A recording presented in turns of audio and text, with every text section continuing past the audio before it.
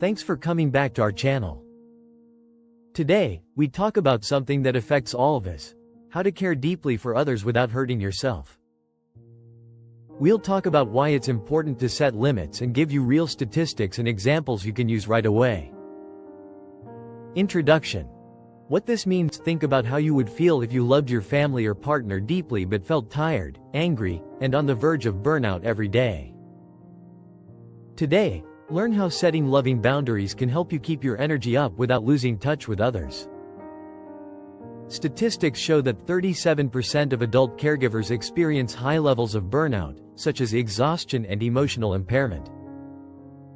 Studies show that between 40 and 70% of caregivers suffer from severe depression, stress, and anxiety because of the constant demands of caregiving. So today we're going to talk about an important question: how can you care for others and keep your emotional energy? What are good limits for your health? Different kinds of boundaries: emotional, physical, time, role. Boundaries are not walls. You set these limits for your emotional and practical energy. They help you stay in touch with people without losing yourself. Psychology research says that personal boundaries are the inside and outside spaces that let you keep your needs separate from those of others. You may love a friend or family member very much and want to help them, but that doesn't mean you have to be there for them all the time. It's not rejection to set limits on when and how you help, it's sustainability. The price of no limits. Let's talk about why boundaries are important. Caregivers often work an average of 22.3 hours a week, and 30% of them work more than 21 hours. This can cause stress, anxiety, and depression in 57% of cases. Poor limits lead to resentment, communication problems, and loss of individuality in relationships when there are no boundaries. Setting healthy boundaries helps people trust each other, avoid burnout, and show each other respect, which makes them feel safe. A large meta-analysis found that more than 30% of caregivers have a lot of stress, with symptoms ranging from emotional exhaustion to physical strain. And in a lot of cases, that burden only gets worse when caregivers always put other people's needs before their own. This can lead to ongoing stress, poor personal health, emotional burnout. This is not just a story.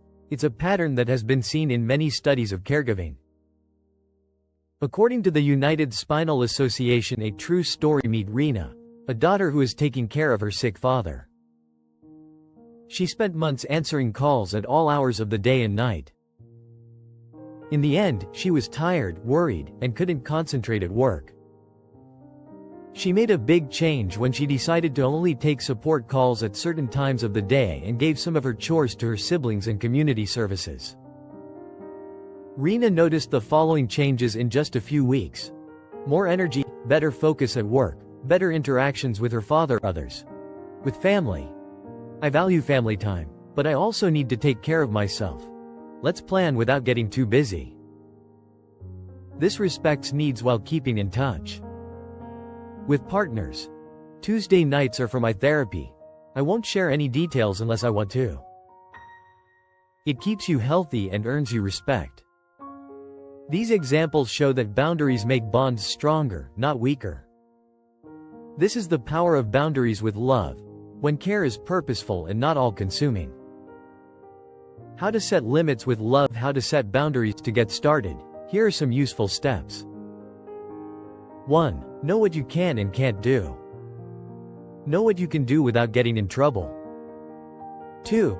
Be clear and nice when you talk to people. Use I statements. I can help from 10 a.m. to 2 p.m., but I need to focus on my work outside of that time. 3. Talk about what you expect. Make it clear what help looks like. 4. Stick to your plan. Boundaries only work when people consistently respect them. Research on setting boundaries shows that people often feel guilty at first, but that guilt goes down a lot when the boundaries are clear and followed. Quotes: the supportive care benefits beyond personal energy. Setting healthy boundaries not only keeps you safe, but it also makes the care you give better. For instance, experts have discovered that caregivers who establish explicit boundaries encounter diminished emotional fatigue and are able to sustain more robust relationships with those under their care. In caregiving relationships, setting limits can help care recipients become more independent and keep their dignity, rather than making them dependent on too much help. Conclusion: taking care of others with love doesn't mean giving them everything you have. It means giving in a way that lasts, with honesty, kindness, and respect for yourself. Begin small. This week, set one limit. Watch what happens. Please like, subscribe, and share this video with someone who needs to hear it today if you found it helpful. Keep this in mind until next time. Strong boundaries lead to lasting care.